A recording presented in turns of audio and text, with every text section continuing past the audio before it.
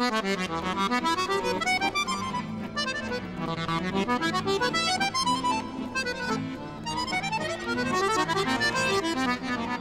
dan mag ze weer even tot de orde riepen.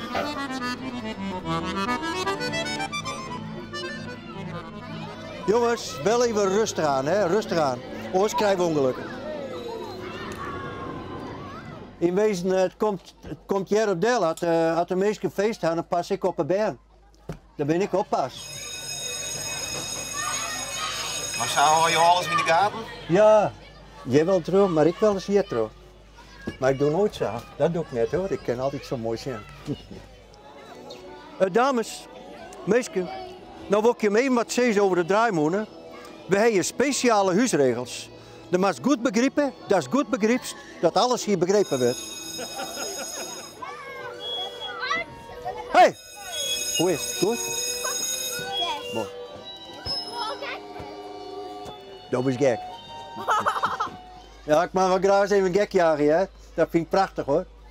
Mijn beide pakers zien dat allebei. Nou, dan heb ik het van overhevigd.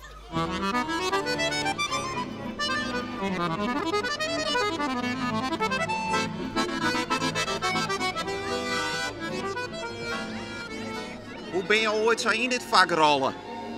Nou, ik is van 46 dadelijk maar mijn geboorte.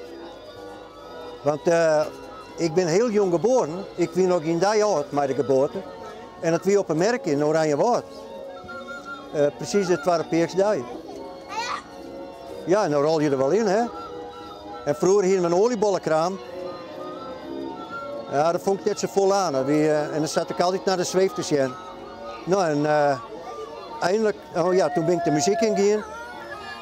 Als eerst als jonger bassist en later als solo-gitarist. Dat vond ik hartstikke mooi, wat instrumentaal spelen. En toen kocht in 1970 kocht mijn huis die zweef. Die daar nou staat, die grutte.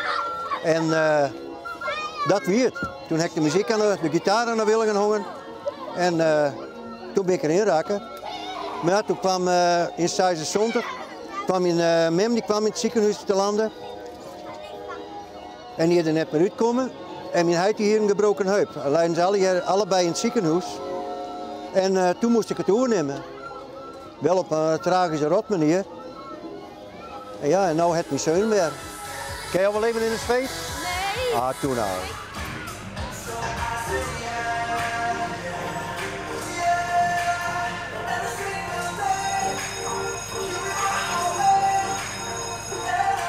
Ja, we staan al 40 jaar. En ik wist het niet, maar twee jongens van de Fijnteboen kwamen bij me met de PC. Johnny, dat niet als je hem 40 jaar bij u is, de kerst die kleermaakt.